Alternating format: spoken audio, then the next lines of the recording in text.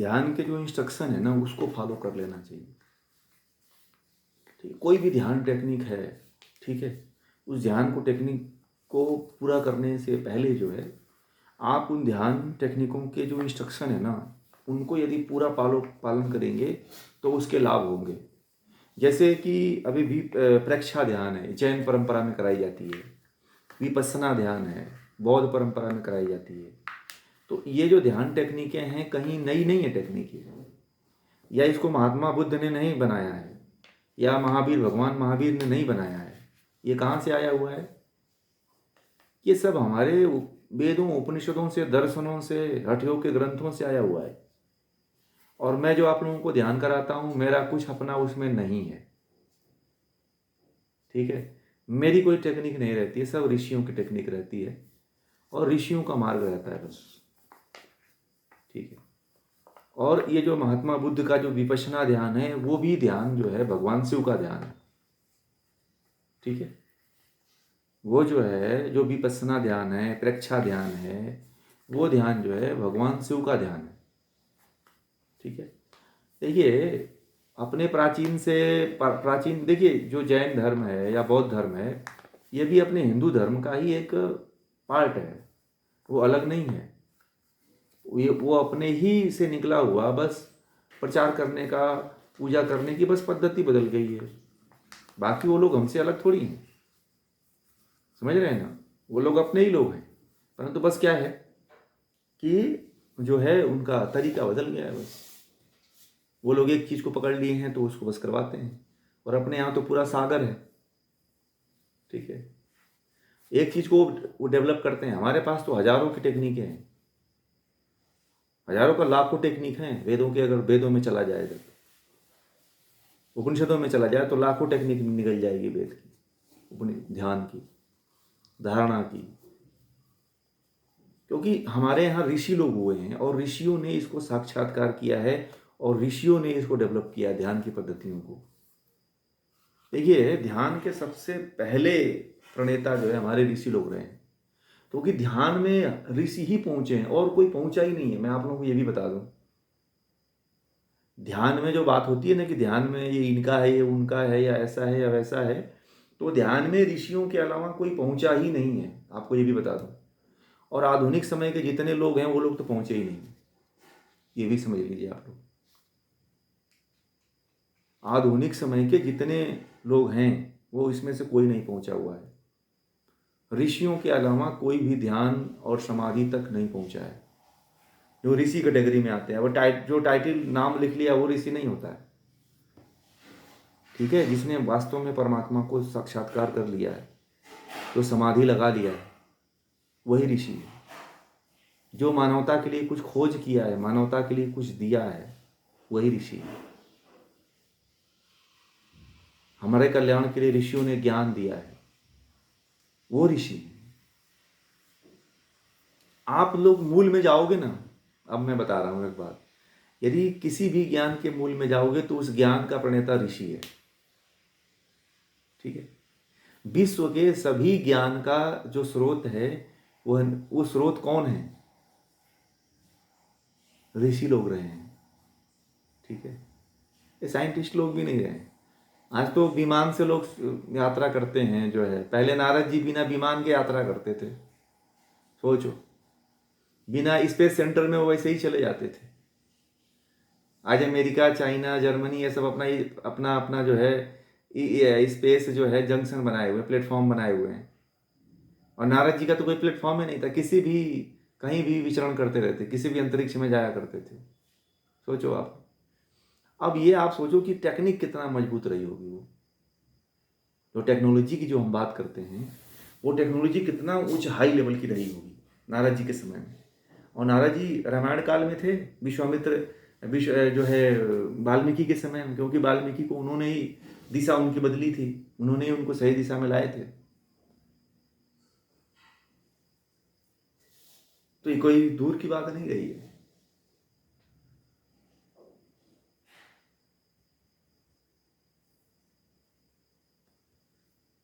तो पूरे ज्ञान का जो स्रोत है, पूरे जो विद्याओं का स्रोत है, तो योगियों का, ऋषियों का ये रहा है।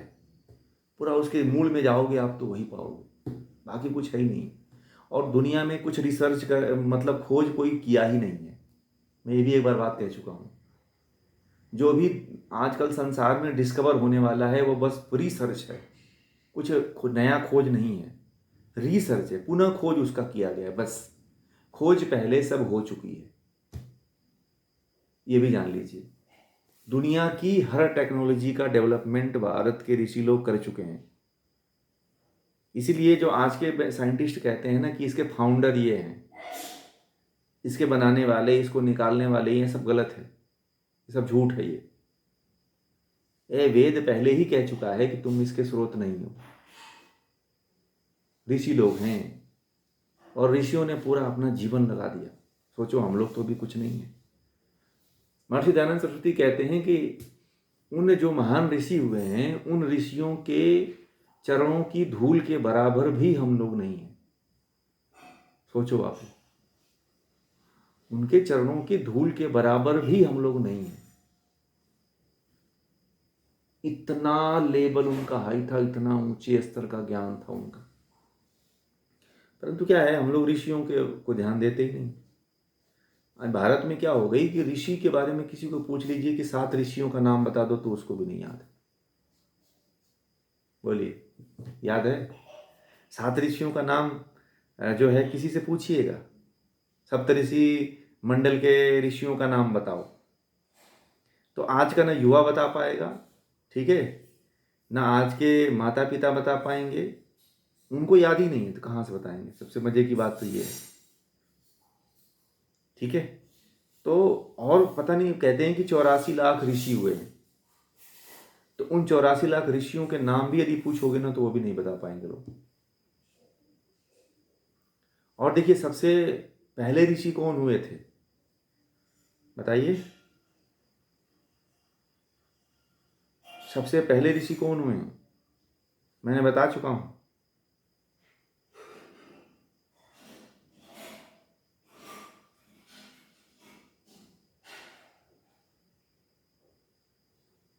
हाँ, सबसे पहले जो ऋषि हुए थे कौन हुए थे, उनका क्या नाम है?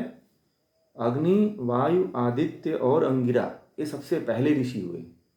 उसके बाद ब्रह्मा जी हुए थे, ठीक है। उसके बाद से कौन हुए थे? ब्रह्मा जी।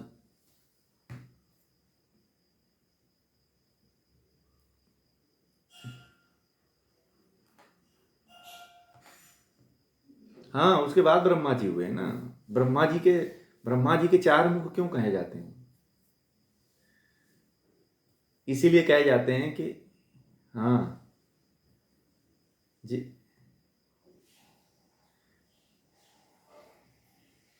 उसके बाद हुए नहीं, उसके बाद हुए वो। सबसे पहले जो चारों वेदों का जो ज्ञान मिला था वह 4 ऋषियों को ही मिला था ईश्वर के द्वारा, उनके अंतःकरण में संप्रजात समाधि में, असंप्रजात समाधि में, ऋतंबरा प्रज्ञा में। हाँ हाँ, परंतु उस कोटि के नहीं थे ना, उस कोटि के नहीं थे। नहीं, उस श्रेणी में हाई कोटि थी ना, इन चारों ऋषियों की सबसे हाई कोटि थी, सबसे। हाँ, उसी उन्हीं उन्हीं लोगों में से सिलेक्ट हुए थे। नहीं, उसमें उसमें यही 4 लोग ऋषि थे। और ये 4 ऋषियों को इन 4 ऋषियों के गुण कर्म स्वभाव सबसे हाई क्वालिटी का था, इसीलिए परमात्मा ने इनको ज्ञान दिया।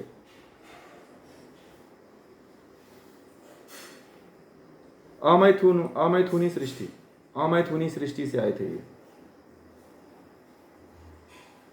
हाँ, ईश्वर ने जैसे एक साथ जो है बहुत से स्त्रियों और बहुत से पुरुषों को उत्पन्न किया था, उसी को अमैथुनी सृष्टि कहते हैं। और उसके बाद जो इनके, हाँ, इसके बाद जो है आपस में स्त्री पुरुषों का विवाह हुआ और उनके संसर्ग से जो है मैथुनी सृष्टि की उत्पत्ति हुई, ठीक है। और इन ऋषियों के से ही ब्रह्मा जी ने उस चारों वेदों का ज्ञान प्राप्त किया था, इसीलिए ब्रह्मा जी के 4 मुख कहे जाते हैं। उनके 4 मुख नहीं थे, 4 वेदों को का ज्ञान उन्होंने सबसे पहले प्राप्त किया था, इसीलिए उनके 4 मुख कहे जाते थे, क्योंकि उनके सबसे पहले 4 वेदों का ज्ञान प्राप्त करने वाले ब्रह्मा जी ही थे। ठीक है। और बस सप्तऋषियों में जो है सबसे पहले ऋषि कौन कौन हुए थे? वशिष्ठ हैं, कश्यप हैं, अत्रि हैं, जमदग्नि हैं, गौतम हैं, भरद्वाज हैं, विश्वामित्र हैं। ये सप्तऋषि हैं। इनके नाम याद है ना आप लोगों को? नहीं याद है तो लिख लीजिए। वशिष्ठ, वशिष्ठ,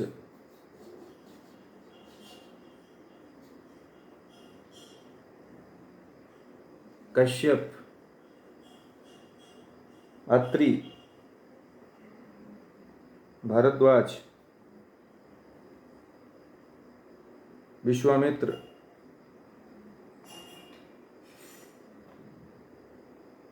जमदग्नि और गौतम। ये आप लोगों को 7 ऋषियों के नाम याद होने चाहिए।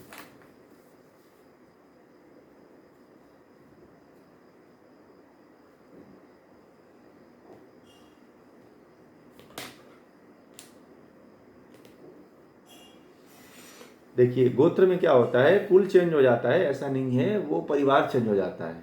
ठीक है। जैसे आपका, तो उसमें कोई कोई बड़ी बात नहीं है। कई जगह पे उसमें क्या होता, कुल चेंज हो जाता है ना, कुल अलग हो गया वो। ठीक है।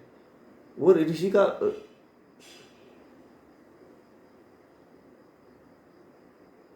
नहीं, वो बात सही है, परंतु वो बात क्या है, वो बात सही है, वो बात आपकी सही है, परंतु वो बहुत प्राचीन है। जो कश्यप गोत्र है या भारद्वाज गोत्र है, विश्वामित्र गोत्र है, तो वो बहुत प्राचीन है। अब इस, जैसे कि अगर देखोगे विश्वामित्र गोत्र में, वशिष्ठ गोत्र में देखोगे आप ना, तो उसमें भी ब्राह्मण भी मिलेगा, क्षत्रिय भी मिलेगा, वैश्य भी मिलेगा, शूद्र भी मिलेगा। ठीक है। और इसमें भी कई कुल मिलेंगे, सूर्यवंशी भी मिलेंगे, चंद्रवंशी भी मिलेंगे, नागवंशी भी मिलेंगे, सब मिलेंगे। ठीक है। तो कुल चेंज हो जाता है, तो कर सकते हो, कोई ऐसी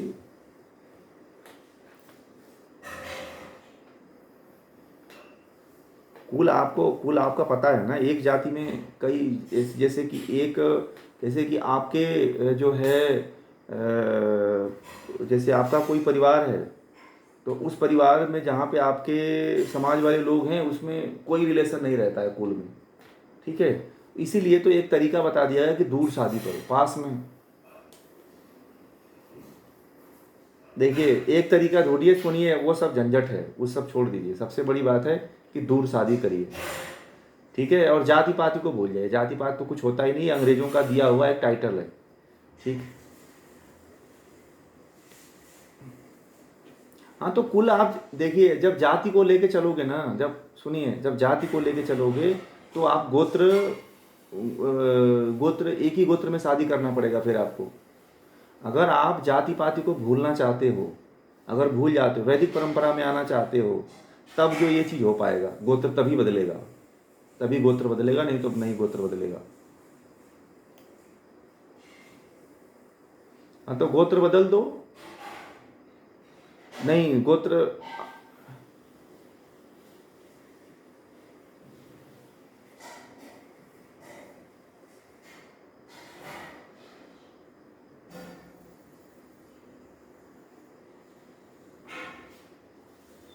नहीं, देखिए वो बातें नहीं, हर जाति में ऐसा है। परंतु देखिए, एक बात बता देता हूँ, एक बात देखिए क्या है, कि अगर जो है सबसे बड़ी जो ऋषियों, जो वेदों की जो वैज्ञानिक बात है, उसको समझिए आप लोग। वैज्ञानिकता क्या है, कि जो कास्टिज्म है, इसको ख़त्म करना चाहिए। और वर्ण व्यवस्था, वर्ण का मतलब क्या होता है, कि जिसके जो आप कार्य करते हो, वैश्य का कार्य कर रहे हो, तो आप वैश्य वर्ण में शादी करो।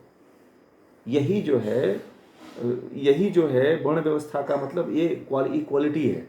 अगर ब्राह्मण का मतलब, कि अगर ब्राह्मण पढ़ने पढ़ाने वाला है, तो किसी भी जाति का पढ़ने पढ़ाने वाली लड़की से शादी कर सकता है। ठीक है। यदि मान लीजिए कि वैश्य परंपरा में कोई ब्राह्मण हो गया, तो वो किसी भी पढ़ने पढ़ाने वाली ब्राह्मण वाली लड़की से शादी कर सकता है। वहाँ पे जाति नहीं देखी जाती है। ये जाति तो क्या है, जाति तो अंग्रेजों ने गुलाम बनाने के लिए बनाया। मैंने इस पे बात कर चुका हूँ। अंग्रेजों ने गुलाम हमें रखने के लिए और अपने कंपनी में भर्ती करने के लिए जाति व्यवस्था कास्टिज्म को लागू किया। और जो हमारे राजा बन के बैठे हैं वो लोग ने अपने राजनीति को चमकाने के लिए जाति व्यवस्था बना के रखा है। ठीक है, अगर वो जाति व्यवस्था कर दे तो उनकी राजनीति खत्म हो जाएगी और आपका लड़ना बंद हो जाएगा, यहाँ पे अमन शांति आ जाएगी। सबसे बड़ी समस्या तो ये है, कैटेगरी जो बांटी गई है, यही तो सबसे बड़ा कारण है। जो जो मनुस्मृति की जो वर्ण व्यवस्था है, अगर वो आ जाए तो कभी देश में कोई झगड़ा होगा ही नहीं। ठीक है, जो जिसकी योग्यता है भाई वो अपनी योग्यता के अकॉर्डिंग काम करेगा। जिसके अंदर जो योग्यता है वो अपनी योग्यता में स्वीकार कर लेगा कि भाई हमारी तो इतनी योग्यता है कि नहीं। आज भी देखो ना, जो आज भी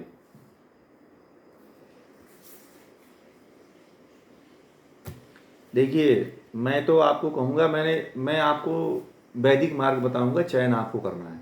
ठीक है, वैदिक मार्ग ये कहता है कि गोत्र चेंज कर दो। यदि गोत्र चेंज करना है तो आप अपनी वर्ण एक आप देखिए कि क्या जिससे हम शादी कर रहे हैं उसका भी काम हमारी तरह है कि नहीं।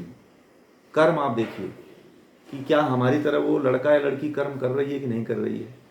तो यदि आपके लड़के लड़की का कर्म, आपके लड़की का कर्म आपके लड़के से मिलता है तो कर दीजिए शादी, आपका वही वर्ण है। और गोत्र अपने आप चेंज हो जाएगा। वेद तो यही कहता है, जाति को तो मानता ही नहीं है वेद।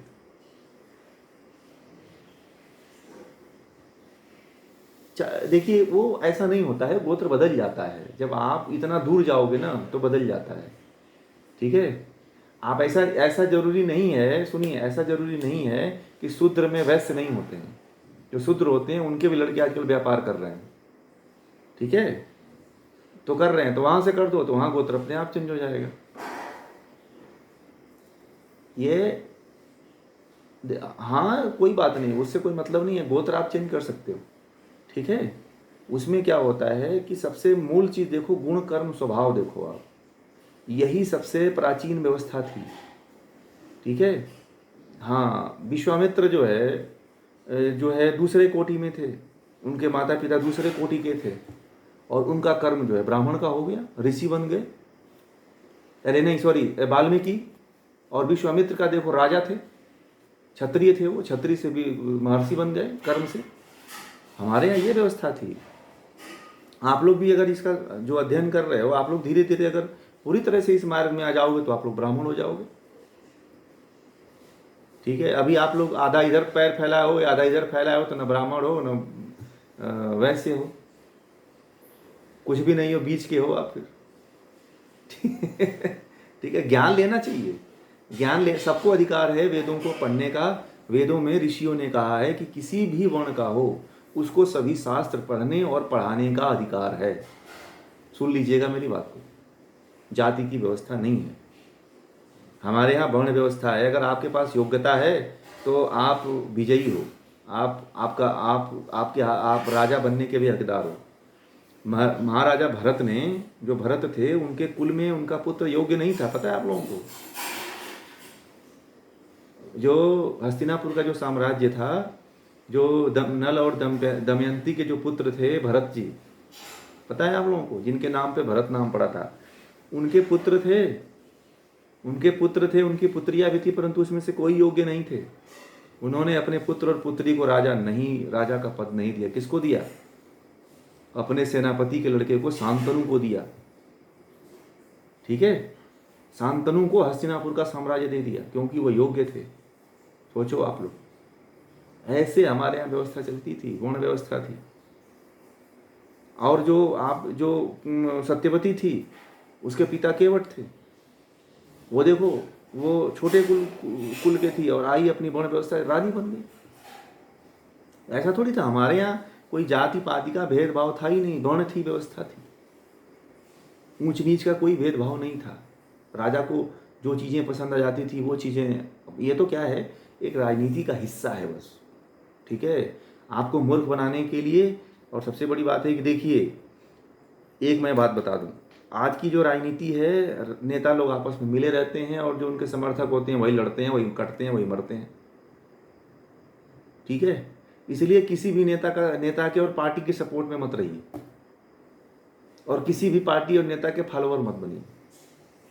ठीक है, मारे जाओगे आप, मजे में वो रहते हैं। समझ में आ गया? वो हर तरफ से मजे लेते हैं, इधर से भी और उधर से भी, दोनों पक्षों से, और कूटे जाते हो आप। इसलिए धर्म के पक्ष में रहिए। सबसे मैं बता रहा हूँ, धर्म ही आपका सबसे बड़ा दंड होना चाहिए। धर्म के रास्ते पर रहिए, धर्म हमेशा रहेगा। ये साम्राज्य आज हैं, कल खत्म हो जाएंगे। रावण भी था, उसका भी साम्राज्य खत्म हो गया, परंतु धर्म जो था राम का ना, वो जिंदा है आज भी, है कि नहीं? कंस खत्म हो गया, पूरे जो है मथुरा पे साम्राज्य था, परंतु वो खत्म हो गया। जो कृष्ण का धर्म था वो धर्म बचा हुआ। आज भी याद कर रहे हो उस धर्म को, आप लोग कर रहे हैं कि नहीं कर रहे हैं? इसलिए राजनीतियों के चक्करों में नहीं पड़ना चाहिए, किसी पार्टी का, किसी नेता का समर्थन या फॉलोअर नहीं बनना चाहिए। मैं कहता हूं कि धर्म का फॉलोअर बनो, ईश्वर का फॉलोअर बनो आप लोग। और ये जाति व्यवस्था तो अपने यहाँ ही है ही नहीं। जो पढ़ा लिखा है वो इस चक्कर में पड़ेगा ही नहीं। जो शास्त्रों को नहीं जानता है, जो एकदम नीरा जो है कुंठित मानसिकता है, जिसको जो है उस मानसिकता से निकलना नहीं चाहता है, वही इसमें फंसा रहेगा। ठीक है,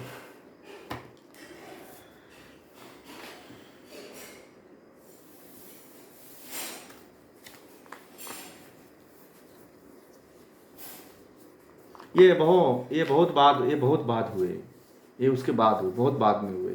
हाँ,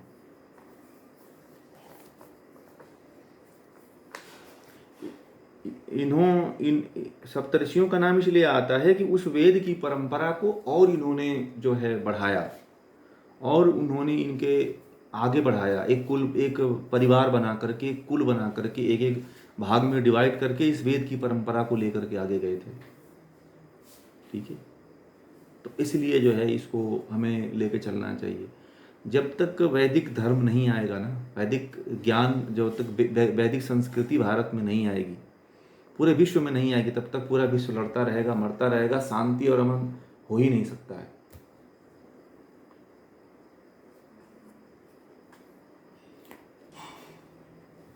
हाँ, लिखिए, अग्नि अग्नि अग्नि, वायु, आदित्य, अंगिरा।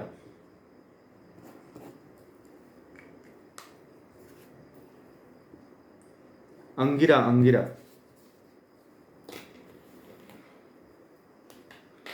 इसमें अग्नि ऋषि ऋग्वेद के, वायु ऋषि यजुर्वेद के, और आदित्य ऋषि जो है सामवेद के, और अंगिरा ऋषि अथर्ववेद के प्रणेता थे लोग। एक एक ऋषि जो है एक एक वेद के जो है ज्ञाता थे।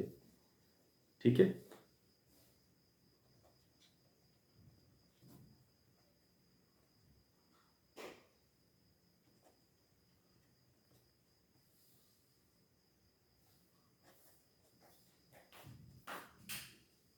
विश्वामित्र ये सप्तऋषि में आते हैं, सप्तऋषि।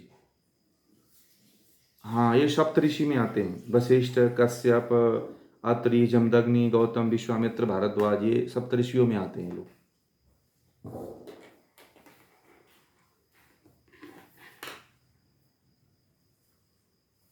इनके भी नाम लिख लीजिएगा, वशिष्ठ, कश्यप, अत्रि, भरद्वाज, विश्वामित्र, जमदग्नि, गौतम, ये सप्तऋषियों के नाम हैं।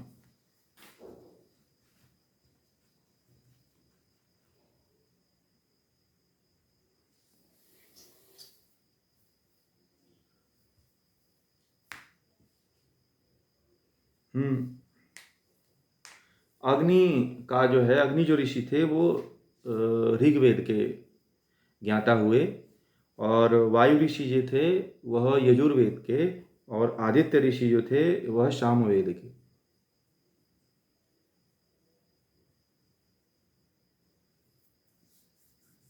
ये आप लोगों को पूरा क्लियर हो जाना चाहिए, ऋषियों का जो कंसेप्ट है ना। और आप बताओ, ये जो प्राचीन आदित्य, वायु, अंगिरा और अग्नि ऋषि का नाम कोई जानता है आज के समय में? किसी को कुछ नहीं पता है, जो मूल है वो खत्म हो गया, पता नहीं है जो नए लोग आए उनको भगवान बना दिए। असल में हमें ज़्यादा कृतज्ञ होना चाहिए इन 4 ऋषियों का, ठीक है। अगर ये 4 ऋषि नहीं होते तो शायद हमें वेद नहीं, ये ज्ञान इतना नहीं होता।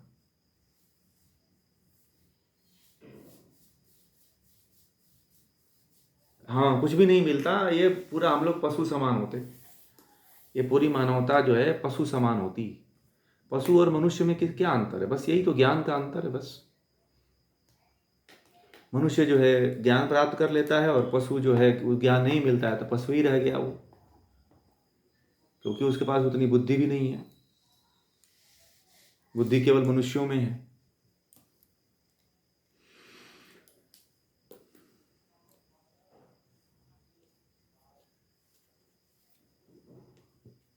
तो ये है।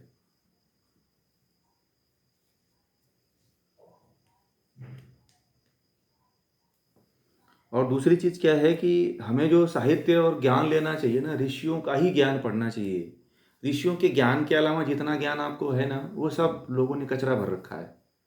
इसलिए मैं आप लोगों को दर्शन, उपनिषद और ये जो है ये सब ऋषियों का ग्रंथ पढ़ाते रहते हैं। ये वे योग, ये सब ऋषियों के ग्रंथ हैं। बाकी जितने ग्रंथ आपको मिलेंगे वो ऋषियों के नहीं हैं। वो सब लोगों ने अपने अपने